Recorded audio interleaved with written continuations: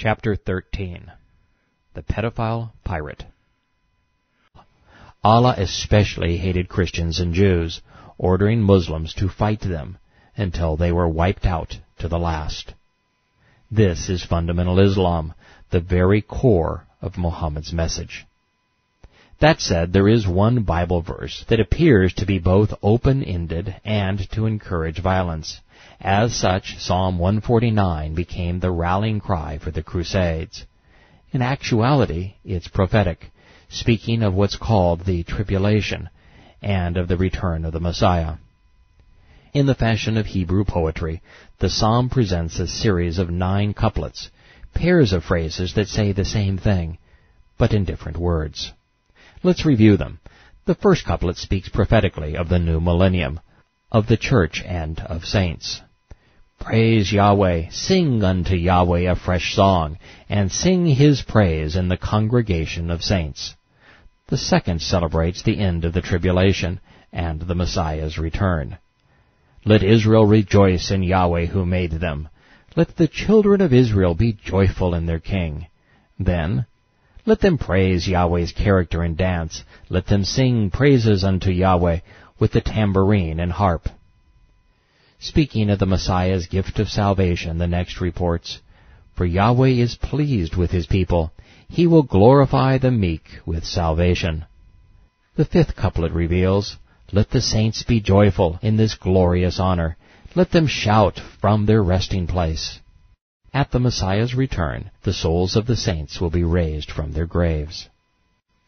A Catholic pope misinterpreted the 6th verse to advance his personal agenda. Let the exaltation of the Almighty be in their mouths, and a 2-edged sword be in their open hand. A 2-edged sword is the Bible's metaphor for divine judgment or for rendering a godly verdict. That's why it's in an open hand, which could not wield an instrument of violence. Its pair in the couplet references the exalted words of the Almighty, suggesting an oral verdict, not a slashing weapon.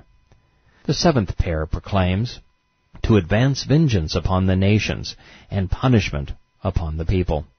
This speaks to the final judgment of Yahweh on those who attack Israel during World War III, midway through the tribulation.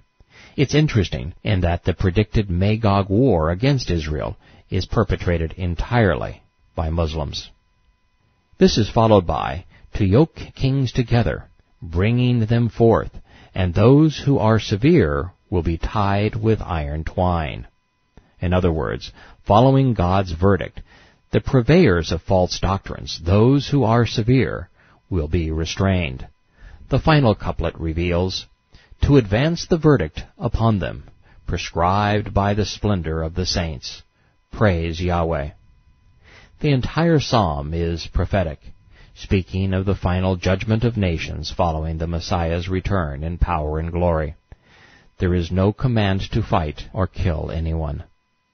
Since Islam's principal defense is to claim that Christians have performed no better, especially during the Crusades, I want to bring your attention to 2 incredibly important historical facts.